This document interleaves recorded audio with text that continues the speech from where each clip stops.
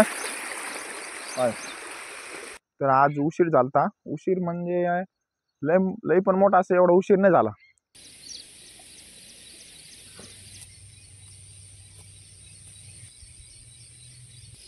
काही आजारी असले किंवा काही असले कारण कंटिन्यू येणं सगळ्यात मेन गोष्ट आहे.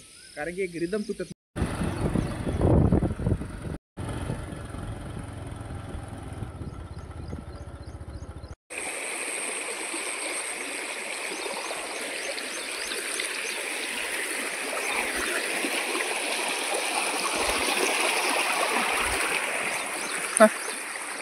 होय. काळू असा उड्या मारतो. आपला 78वा दिवस आहे. तर आज आहे संडे. तर संडेला आपण बाहेर जाणार होतो, पण कारण थोडासा गावाकडे गेला त्याच्यामुळे त्याला येता आलं नाही. त्याच्यामुळं आज सीन झाला एक. तर आज रात्री ड्युटीहून आलो, झोपलो होतो. त्याच्यानंतर जाग आली, दात बीत घासले, मी फ्रेश झालो आणि बघितलं 3 वाजले. 3 वाजले, घड्याळ बघितलीच नाही मेन गोष्ट. तर घड्याळ बघितली नाही. मग फ्रेश झाल्यावर मग बघितली घड्याळ, 3 वाजले. काय म्हणलं एवढ्या लवकर उठून काय करायचं म्हणलं. परत झोपल्यानंतर डायरेक्ट आता 6लाच जाग आली. डायरेक्ट 6ला जाग आली. मग आज उशीर झाला थोडासा. पहिले फ्रेश दिसते लगेच झालतो पहिले, पण डायरेक्ट तोंडावर पाणी मारलं परत आणि लगेच तिकडे निघून आलो. चला, उशीर नाही आला एवढा, वरती उशीर नाही झाला एवढा. 6:10, 6:15ला इथं आलो आपण. तेच केलं.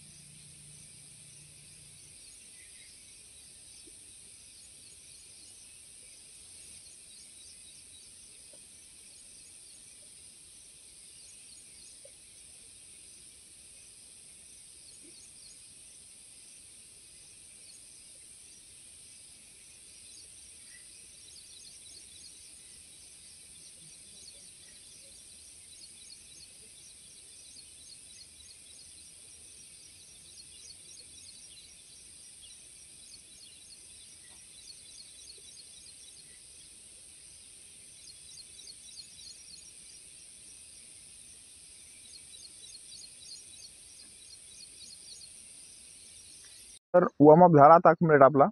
तर आता आपण जाऊ वरती जॉगिंगकडे. तर आज उशीर झालता. उशीर म्हणजे लय लय पण मोठा असं एवढा उशीर नाही झाला की आपल्याला सूर्यवरती आला म्हणून. काय नाही, 20 मिनिटाचा उशीर झाला आज. पाणी बघा, एक एक दिवस तुम्हाला दाखवलं किती भरून राहील पाणी. हे पूर्ण गड्डा भरतं बरं. पूर्ण पाऊस आला ना पूर्ण टच गड्डा भरून जातो पूर्ण. तर चला वर जाऊ आता. बघा कसं आहे.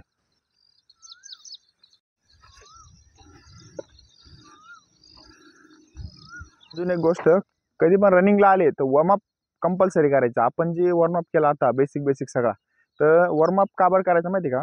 जोपर्यंत आपलं घरी असतो आपण, जो आराम करतो वर्कआउट व्हायच्या आधी, तो आपली सकाळ बॉडी एकदम रिलॅक्स असते, काहीच असते रिलॅक्स असते. तिथून डायरेक्ट आपण ग्राउंडवर येतो. ग्राउंडवर येतो डायरेक्ट पळलो तर मग एक तर पुरे पार्ट लूज असते.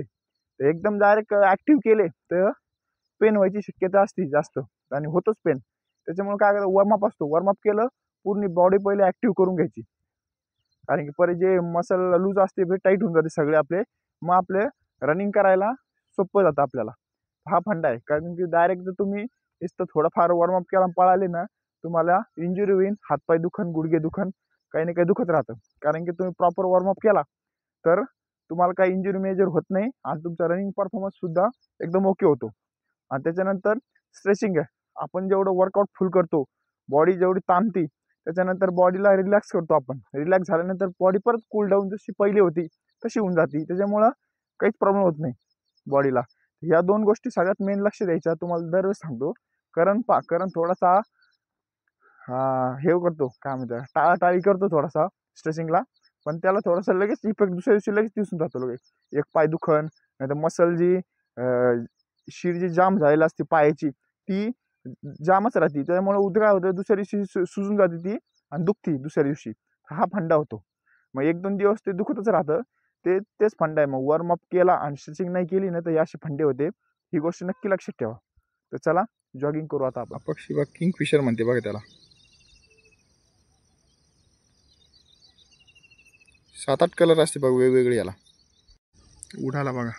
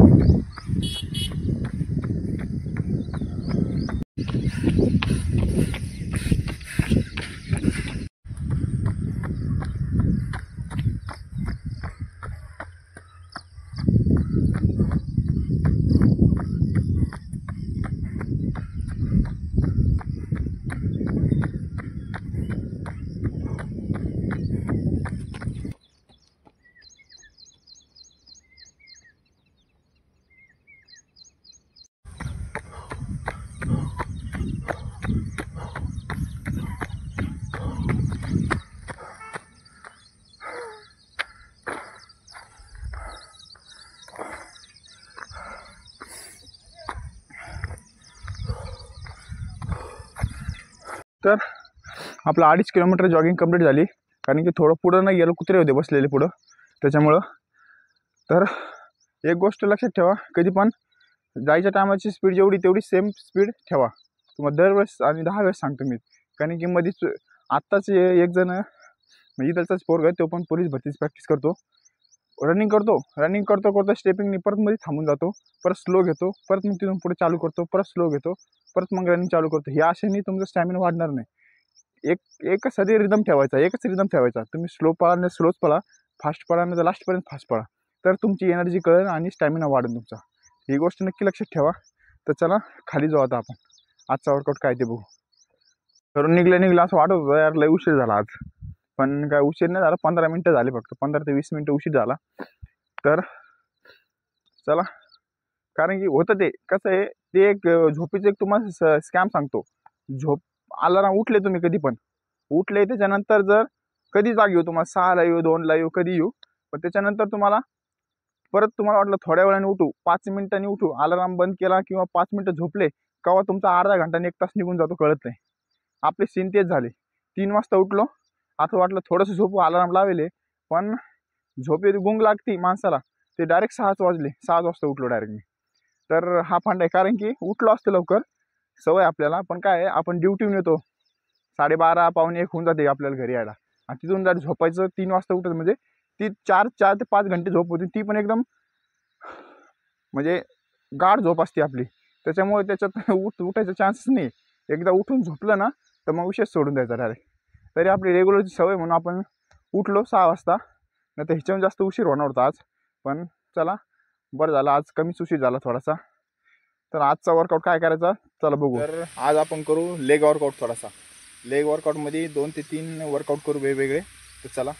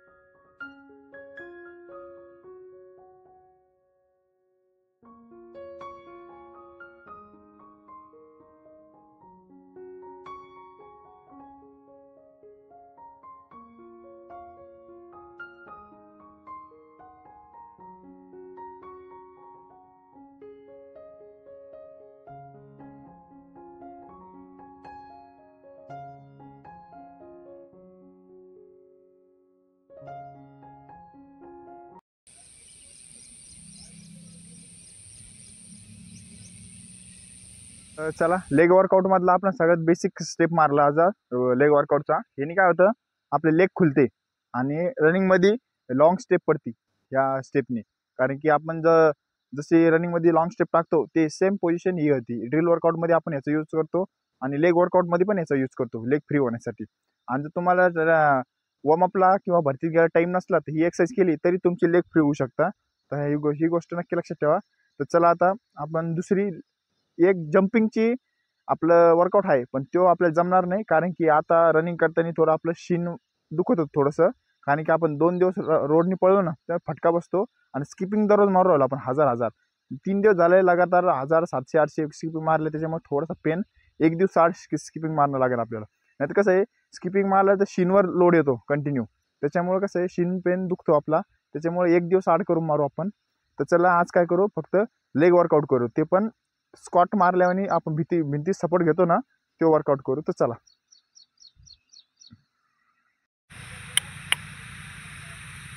झोप झोप झोप झोप.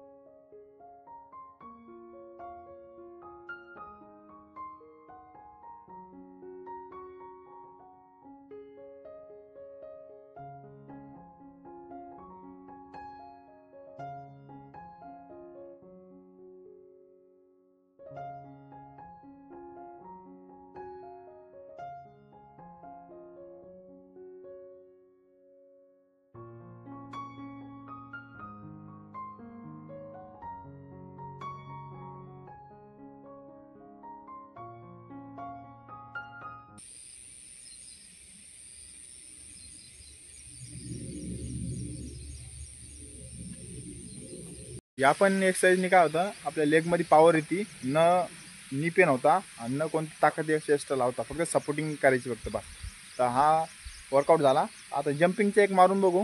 जर नी पेन, हिल पेन आणि नी पेन जर थोडंसं होत नसला आला आपलं, सॉरी, नी पेन आणि गुडगा आणि शिन पेन दुखत नसला तर आपण त्याचं एक्सरसाइज अजून वाढू. आता दुखत असला तर जागेच थांबून देऊ.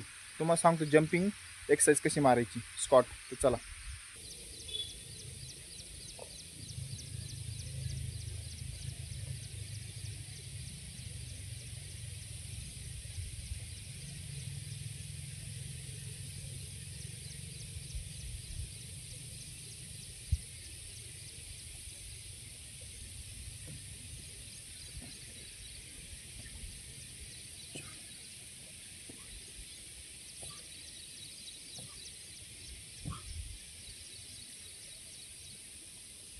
या पद्धतीची एक्सरसाइज आहे जम्पिंग. तर आपल्याला 10 तर सेट नाही जमणार, आपण 5-5चे सेट मारू. तर चला चालू करू एक्सरसाइजची. हां, जम्पिंग एक्सरसाइज कशी मारायची, मेन गोष्ट आपण जेव्हा खाली पोझिशन असती तेव्हा हात असे करायचे आणि जेव्हा वरती मारली तेव्हा ही मागं हात फेकायचे असे, परत खाली घ्यायचे, परत मागं हाताने ताकद लावायची. तर चला.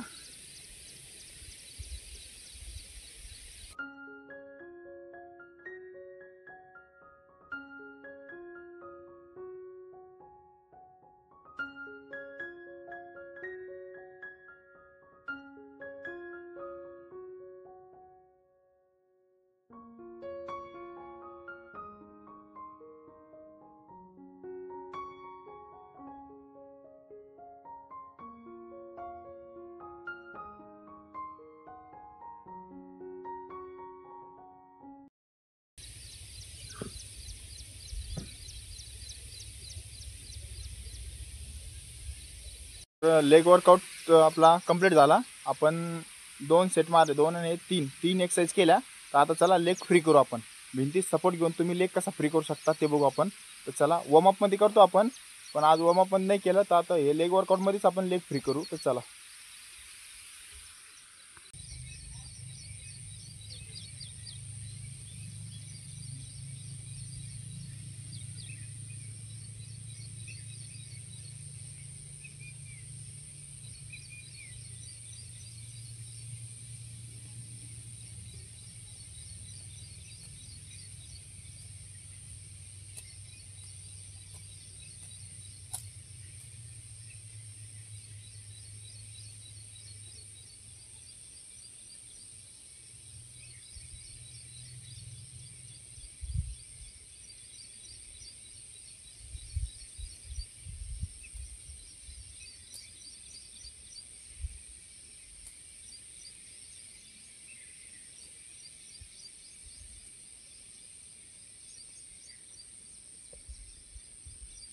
तर चला, आजचा लेग वर्कआउट कंप्लीट झाला.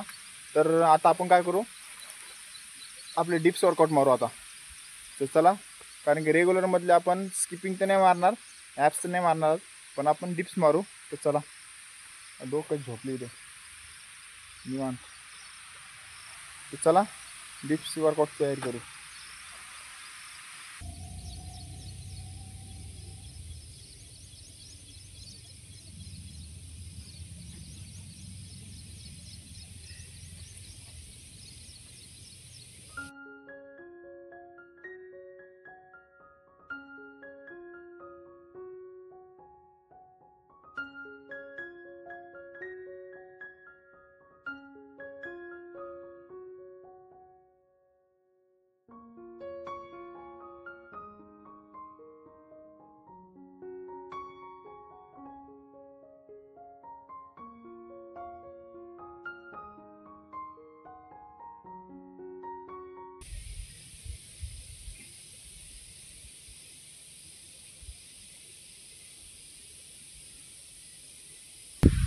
तर चला, डिप्स वर्कआउट कंप्लीट झाला आपला. तर आजचा वर्कआउट झाला कंप्लीट. तर आता आपण स्ट्रेचिंग करत जाऊ. काल काय झालं का माहिती का, घाई होती त्याच्यामुळे काल स्ट्रेचिंग नाही झाली, त्याच्यामुळे थोडासा पाय पेन करू लागला.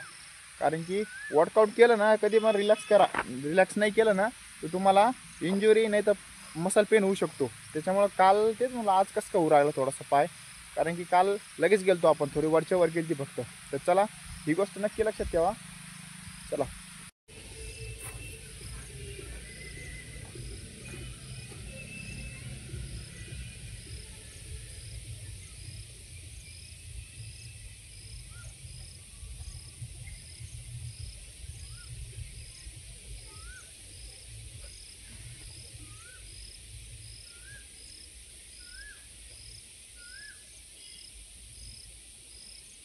तर ही गोष्ट नक्की लक्षात ठेवा. उशीर हो किंवा किती लेट हो, काही हो, काही आजारी असले किंवा काही असले, कारण कंटिन्यू येणं सगळ्यात मेन गोष्ट आहे. कारण की एक रिदम तुटत नाही. एकदा जर सुट्टी पडली तर ते पडतच जाते. मग एक एक एक दिवसाने काय होतं, एक दिवसाने काय होतं, हा पंडा आहे. किती काही असलं ना, करायची इच्छा नसली तरी येऊन बसा, वॉकिंग करा. वॉकिंग नसलं फक्त स्किपिंग मारा, नाही तर नुसतं वॉर्मअप करा आणि स्ट्रेचिंग करा, काही नाही काही करा, पण हा फंडा आहे. कारण की मुवमेंट ओके राहतो. कारण की मुवमेंट तुटला तर मग ते वापस यायला आणि वापस येवायला होत नाही पटकन. हा फंडा आहे. त्याच्यामुळे एकदा तुटला तर तुटून जातो, त्याच्यामुळे तुटूनच द्यायचं नाही, रिदममध्ये ठेवायचा.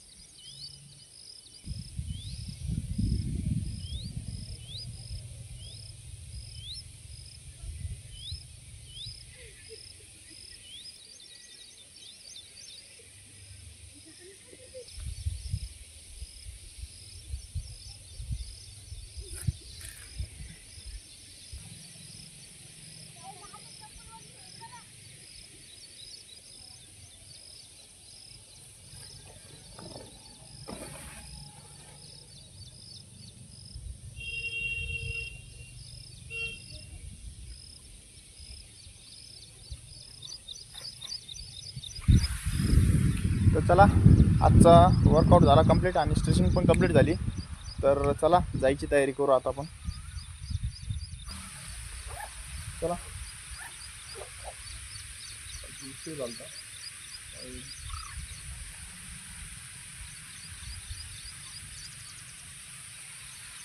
आजचा वर्कआउट झाला कंप्लीट. भेटू नेक्स्ट व्हिडिओला. बाय. आणि हळूहळू वाढन.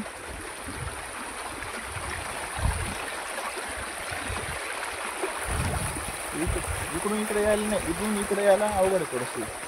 इकडचे दगड हलते थोडेसे. तर चला ऊन पडलं बघा आत्ताशी.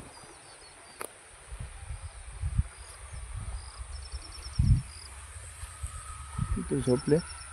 गाडी आणली होती आज.